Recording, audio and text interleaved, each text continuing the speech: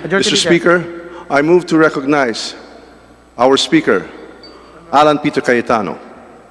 The Honorable Speaker of the House of Representatives is recognized for his address. My dear colleagues, mga kababayan, discerning and praying about the decisions that we had to make. And ito po ang pumasok sa isip ko, yung sa John 3:30. And regardless po kung ano ang ating religion, He must increase and I must decrease. Ibig sabihin, ang Diyos ang dapat mag-increase at tayo naman ang mawala in leading people. Jeremiah 17:9 tells us that the heart is deceitful above all things and beyond cure. Who can understand it? So it is with the understanding that while we seek to do what is right, human nature gives us a deceitful heart that I'd like to address the nation today. We are in the midst of a great crisis, fighting a terrible virus, working towards saving lives and livelihood, keeping our kababayan safe while endeavoring to bring our struggling economy back to life. Klaro po sa atin yan. Pakahirap pong i-implement yung ECQ. Nung nag-modify naman po, napakarami din violation. Nung una, maraming hindi nakakaintindi or hindi naabot ng impormasyon kung bakit importante to stay at home. Di lang po sa Pilipinas yan. Kahit anong channel sa cable TV ang panoorin nyo, sa Europe, sa Africa, sa Amerika, yung stay at home, talagang mahirap intindihin nung umpisa. Ngayon naman po na gusto natin bumalik, kung hindi sa normal, sa new normal, ang dami din pong pagsubok. I asked several times that we focus on this. As early as February, this House of Representatives, through this representation, warned that while we're dealing with many issues katulad po ng earthquake sa various parts of Mindanao, rehabilitation of Marawi, while we were taking care of many issues that will help our nation rise up again, maraming mga sakuna na parating, and we warned of COVID-19. Let me be candid with all of you and speak from the heart. Ito po ay galing sa puso ko.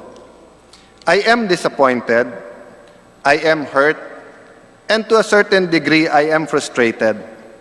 Not because I am for or against the renewal of the ABS-CBN franchise.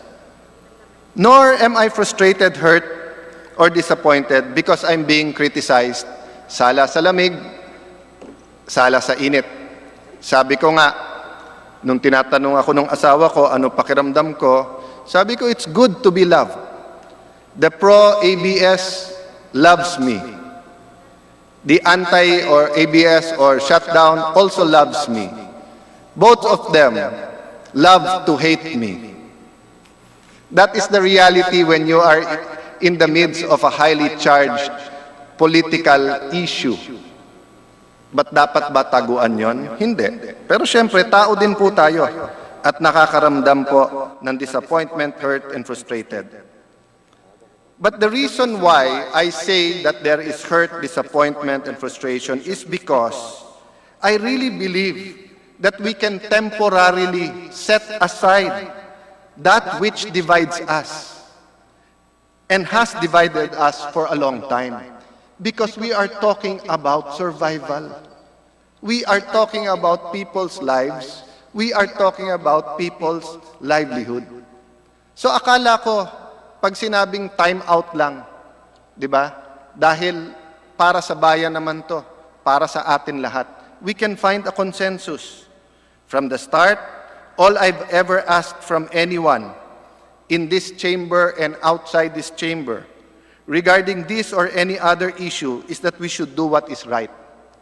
And that has been a struggle ever since both the pro-renewal and pro-shutdown forces do not want to give an inch to each other. or other way.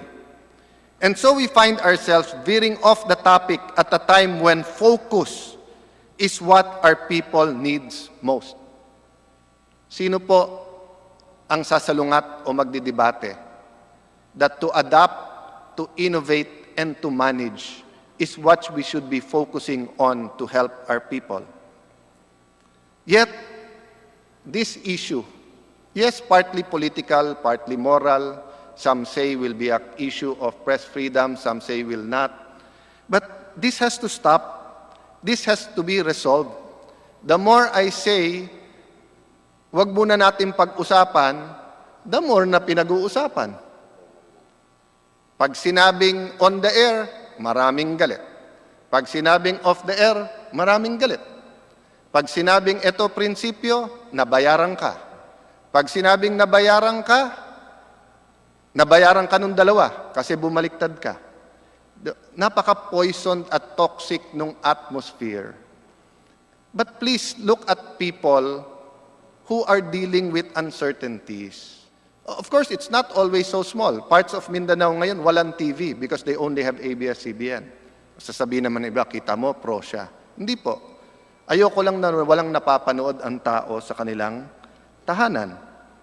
And in saying that this has to stop and this has to be resolved, and in saying that there is pain, hurt, frustration, and disappointment, may I also tell you very honestly that I am hopeful because I am full of faith that despite the terrible things that are happening around the world and in our communities, God will touch our hearts, show us our mistakes, and build us back better. He will restore us. He will heal us. God wants us to do what is right. But perhaps what is right may be subjective. Or maybe we make it subjective depending on what's in our hearts. And let me remind you, our hearts are deceitful. I can easily tell you all that my heart says this is what is correct. But Bishop Abante, who's staring at me, our minority leader, could come up to me and tell me, brother, you are wrong. Your heart is deceiving you. Timing is essential in doing what is right. I said before, I have been taught that it is always the right time to do what is right. But obviously, this becomes complicated or a complicated matter when we cannot even agree on what is right and what we should be doing. And now that ABS-CBN is off the air, of course, they have a different view of timing and fairness compared to if the NTC did not come in and they were on the air. And of course, for those who are anti, who are saying this is a new franchise, for them it is unfair to put ABS back on the air before there's a hearing. So I will agree with everyone. Fairness at timing, pati doon may debate. I still believe that dedicating all of our efforts to defeating COVID-19 or the new coronavirus and giving our countrymen something to hope for, shining the light at the end of the tunnel, so to speak, is the right thing to do. And more importantly, this is the right thing to do now. Unfortunately, everyone agrees with me that dapat ito ang focus, pero hindi po mawala sa ating isipan, sa ating puso, sa ating dila, at sa ating daliri. Pag nag-Twitter, Instagram, Facebook, social media, ang issue ng ABS-CBN. I still believe that we need to be united as one nation and set aside all non-urgent, highly contentious issues that will tear us apart. Despite what people on the extreme ends of the issue want to project, politics should not be our main concern right now. When we first decided to hold the hearings after the break, it was under the well-founded belief that it was not urgent since there was no threat of ABS-CBN going off the air. Congress relied on the legal precedents, the DOJ opinion, the unanimous support of both houses of Congress, and the National Telecommunication Commission's commitment under oath that they will issue a provisional authority. On that point, let me just add that Congress will never allow these agencies to lie, and mislead us in their sworn testimonies. If they lie to us, they lie to the people. But this does not mean we are completely against what they stand for. We only ask that they respect this House as we respect them and their position. My commitment as Speaker of this House to do and to prioritize what is right has never faltered. Together with the House leadership and together with the leadership of the political parties, the geographic and regional groups, and the party list representing your different sectors, we tried to come up with a fair arrangement where ABS-CBN would be allowed to broadcast while Congress and Senate holds its hearing. Some have asked, why the need to give a provisional franchise? The provisional franchise does not mean we are pro-ABS-CBN, as some may claim. Nor does it mean that we are holding the network hostage, as others allege. It simply means fairness while we're deciding on the case. Again, sala sa lamig, sala sa init. Pag binigyan mo ng provisional franchise, sabi po nung iba na nasa side ng ABS-CBN, kita nyo, hino-hostage ng Congress. Gustong diktahan yung news.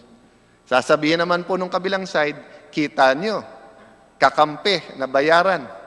Kaya bibigyan nila ng temporary franchise.